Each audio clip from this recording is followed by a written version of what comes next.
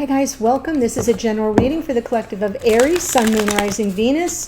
Aries, this reading is, this whole series of readings is dedicated to the fact that we're closing out the first half of the year. We're about to reach solstice and begin the second half of the year. So I am bringing back the reading, the spread I did at the beginning of the year so that we can kind of look from where we've come, what's been accomplished, what we need to release and let go of, and look at the energy signature for the next 6 months. And I'll walk you through the spread, but it is date and time specific for this second half of the year coming up. You can be here as a cross watcher, that's fine. As long as the reading speaks to you, not a problem. Yeah, pulling from Gateway of Light activation, mainly because I'm feeling that, you know, with solstice coming, and I don't know, for those of you who pay attention to Schumann resonance, we've got some powerful activations coming onto the planet, DNA activations, upgrades. They're seeing things on the resonance, Schumann resonance scale that they've never seen before. If you're curious, Google it. I think it's SCHUMANN. I want to say there's 2 N's. Schumann resonance, to see what they're seeing. So I'm using Gateway of Light activation for that purpose. All right, let's kind of activate the reading, shall we? Halls of Learning. Okay, so you've got some spirit guides coming through, confirmations, great lessons coming in for you here, Aries. I love that. Cross watchers too, if you want to take ownership of that energy, that's fine. Spirit guides, confirmation, great lessons. And the great lessons is, you know, what has occurred in this first half of the year that you've really taken in and done something with, changed some aspect of yourself, of your life, of your outlook or perspective, right? Old patterns you've released, old limiting beliefs, programs that you've released. I've done a lot of that kind of work myself, so that's all the great lessons that we're learning. All right, so what I'm going to do here is pull the spread, give you my overall impressions, and then we'll get the details from the clarifiers. Just so you know, in case you missed it, I do have private readings available. There's a link in the description box below the video. Make sure that if you click the link, you get the little PR after the backslash in there so that you get to the right page. And you can read all about it on my booking page. All right, here we go. Ah, perfect. All right. Oh, lovely, lovely, Aries. Look at that. So the way this spread works is this first card here from the bottom of the deck is sort of looking backward, right? This last 6 months, and something that needs to be released. Obviously, some fear, some negative karma, something that's had a bit of a hold on you, a grip on you. Could be karmic partnerships for some of you. You know, I read for relationships. As far as the energy signature for the next half of the year, though, someone may be returning, or you may be seeking someone out with the Knight of Wands. It's passion, it's excitement. I kind of feel it's like this rebirth of some enthusiasm and something coming your way, right? Something to look forward to is the Hierophant. So there may be an offer of commitment coming in. You need to explore some of the old wounds. Got it? You'll be exploring some old wounds, and an important lesson you'll learn this next 6 months going forward is how to come from unconditional love, even in the face of pain and disappointment. So that's a really beautiful message. And then how to ascend to your next highest timeline. The best version of yourself is open to the growth and the expansion, and who just trusts in divine time. There is a message with this is Jupiter. There's a message here that's saying, I trust where the cosmos is taking me. I trust where spirit of the universe is guiding me. I trust that I will receive good blessings of abundance and joy and expansion and pleasure. It's nice, but in order to kind of meet that timeline, you have to be totally open to it and trusting, which isn't very easy for many of us, especially if we've been living with some fears, egoic-based resistance and fears, or lots of negative energy coming at us. So let's jump in and see what that's about. Yes, halls of learning for sure. Lots of learning here because this is ruled by Saturn. Saturn's the great teacher. So let's see what the devil is about. Two of Pentacles, Ten of Wands. This is definitely something that's had a hold on you. And you've been kind of torn or on the fence about releasing it fully. It's weighed on you for a long time. Could be the relationship, could be some of your own perceptions, your own belief systems, limiting beliefs, or maybe some rigid viewpoints on something in your relationship. That's what I'm here to read about. So I do feel whether it represents a person or it represents an energy within a connection or around surrounding a connection that's got a hold on you that you kind of are loath to release. You're being guided. Get off the fence. Make up your mind. Leap into the future, into the unknown a bit. I know it can be a little scary to do so, but you're being guided to take that leap of faith and to trust that the net will appear. Really beautiful. Knight of Wands. This is the energy signature for the next 6 months.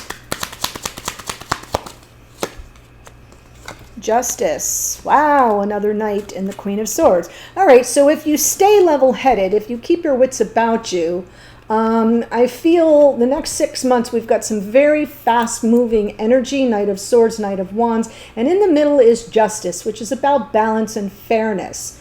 So while there may be some exciting change, exciting opportunities, maybe even someone coming back toward you, there will be a need to clear the air to restore the balance. So what the Queen of Swords underneath is saying is don't lose your head about it, right? Something comes back and it's exciting and you're kind of going with the, the passion of the moment. Keep your wits about you because there will need to be some communication in an effort to clear the air and make sure that you're on terra firma, that things are kind of level and fair. I feel like what you've just come through has not been fair. And it could be someone coming back that has, been a part of this experience. So you release the experience. You say, I've learned the lesson. Saturn, I got it. I figured it out. And now I'm letting all that go. And then what happens very frequently is that person comes back toward us. And we get a chance to get it right. We don't have to learn the lesson the hard way again. What we have to do is be practical, level-headed, very clear in our communication, and make sure that we start out with a level playing field. That's why Justice is here. Okay, so that's the second half of this year. Now, something to look forward to in this second half of the year. The Hierophant with that Three of Swords. This is good. Okay, so I have a feeling that this King of Swords here maybe cause some insult to your integrity. It feels like the Three of Swords isn't total heartbreak, but definitely some form of a wound, maybe disappointment, maybe some form of reneging on a promise, or things were headed towards something more committed and stable and that rug was pulled out from under you, or you were kept at arm's length. This does represent the love of a lifetime. I feel like this is a really powerful connection. King of Swords is in strategy mode around the topic of commitment. Now here's the thing about that. The Hierophant is talking to us about our beliefs around commitment, conventional committed relationships, the vows we make and take in all aspects of our lives. So there may be some issues of pain and hurt that are associated with that topic, which is why you need to be open to, coming from your heart with unconditional love, because I almost feel like it's going to trigger. That's why you're getting the same card in what you need to explore. So whatever comes through this King of Swords, it's going to trigger something. It might trigger an old wound. It might trigger an old belief. It might trigger something that you've been trying to... Oh, what happened here? Did y'all see that? So I don't know if it was on the bottom of the deck or if it slipped out. I'm going to have to put it aside That doesn't happen very often, but when it does, I'm not going to put it back in the deck. I'm going to put it aside and reference it when I get to the end of the reading. I think it was from the bottom of the deck, like when I picked up the deck and moved it, it got left, but I don't want to take that chance. So you can put it, I'll have to watch it back later, but you can put it as back up to this part of the reading, which is something to look forward to, may involve your happiness, and may turn this proverbial frown upside down. So that's the way I'm going to take it, just because this is the portion of the reading I was exploring when I saw it. So it's a message for sure. I just don't know specifically. We're going to just put it aside. All right, moving onward. So now that we know that something positive is coming up from this person, it still may trigger some sensitivity. That's what I wanted to say. So now the Three of Swords is what you need to explore. King of Wands.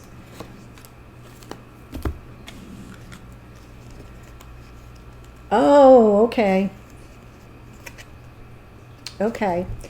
So first of all, I feel like this King of Swords here,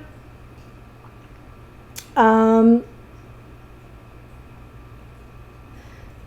King of Swords, by virtue of, and I'm saying his because it's a king, it could be a female, the gender doesn't matter. By virtue of this person's need to strategize and think through everything, they don't always act in the moment. This King of Wands would. The King of Wands normally would act in the moment, not necessarily impulsively, but without hesitation.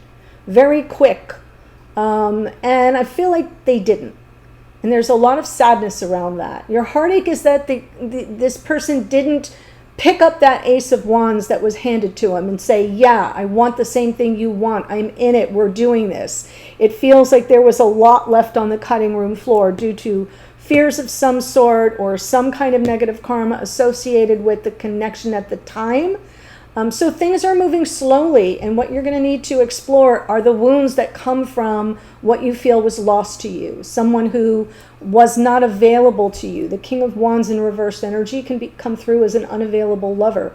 And what does that say to you, and how did that make you feel, right? Someone coming in with a message around commitment may trigger some of those feelings. And I almost want to say it's the same person. I'll know more in the extended, but I want to say it's the same person because it feels like this is you kind of needing to process it slowly. That's what you'll be exploring, because there may be some rawness, some remaining rawness dealing with this person from the past. Five of Cups. So let's look at the lesson you're going to learn, Empress. Queen of Pentacles, King of Pentacles, Queen of Wands. And now we have the King and Queen of Wands, the King and Queen of Pentacles, King and Queen of Swords. We are missing the emotional piece. Just FYI, King and Queen of Cups. And that's important. But what I like here is you can kind of keep all that fire in check.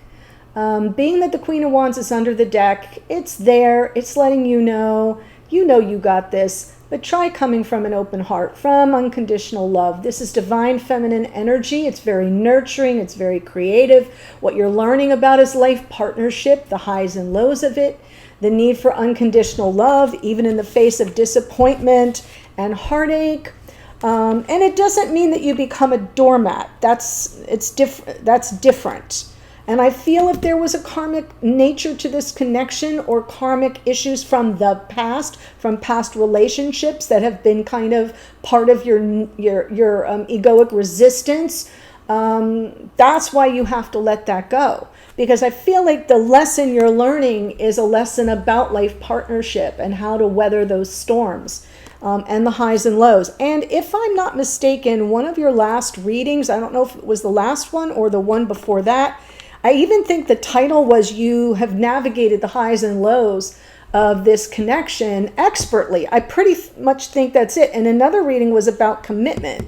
So we have the same things showing up, but a little bit more ascended and further down the road, which I like. Let's see the Wheel of Fortune for you.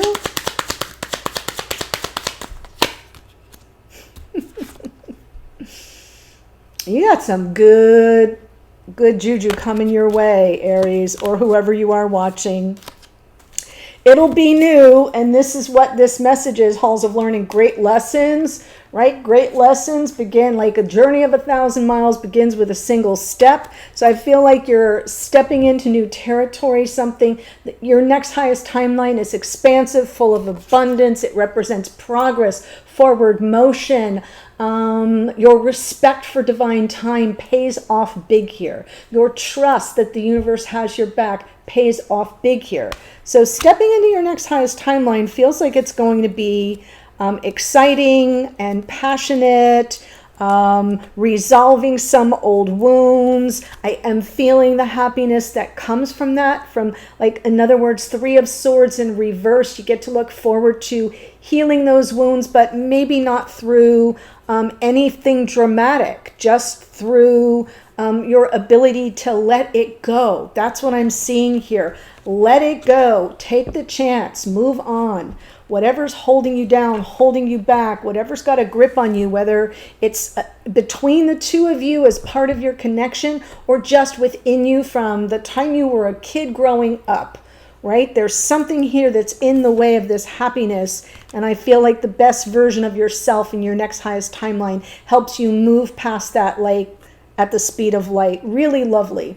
So let me give you the astrology. Before I do that, there's a link in the description box in the first sentence to take you to the extended, where I'm going to do the romantic relationships portion of the reading. So I'm going to look at you in relationship, very likely with our King of Swords, King of Wands, King of Pentacles person all together. With the King of Cups, they would make the Emperor, but we're missing the King of Cups. So I want to see if that energy comes through. We'll look at that in the extended. So here we go. Devil is Capricorn, ruled by Saturn. We have the Fool is the planet Uranus. Expect the unexpected. It rules Aquarius. Knight of Wands is Sagittarian energy. Justice is Libra.